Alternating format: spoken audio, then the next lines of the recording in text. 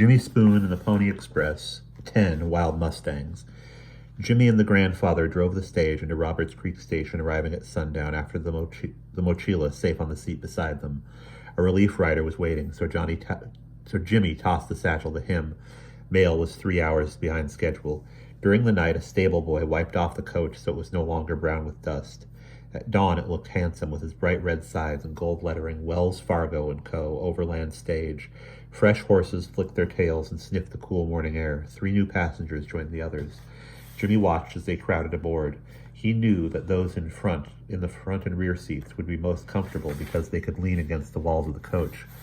Those on the narrow center bench had to hold onto leather loops suspended from the ceiling. Sitting knee to knee, their feet were crammed between canvas sacks and other cargo. When the dust became unbearable, for those facing forward, they could roll down the leather curtains or tie a kerchief over their mouths. Always there were arms touching arms, and soon there would be the unpleasant odor of sweat and rancid breath. Drowsy heads would bump into shoulders. Jimmy had heard of passengers going mad from lack of sleep, or from other irritations, dust, heat, motion sickness. Sometimes babies wouldn't stop crying, and sometimes a person just talked too much.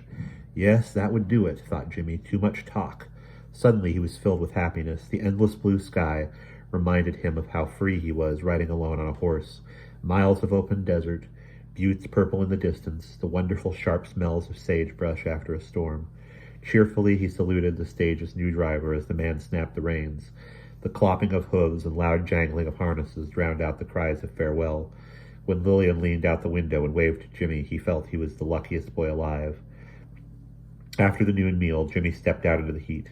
Sandflies swarming by the doorway, small and bothersome as ants. The blacksmith was shoeing a biting, squealing Mustang. Helped by 3 strong men, it would take them half a day to wrestle the animal down and nail the iron U onto each hoof.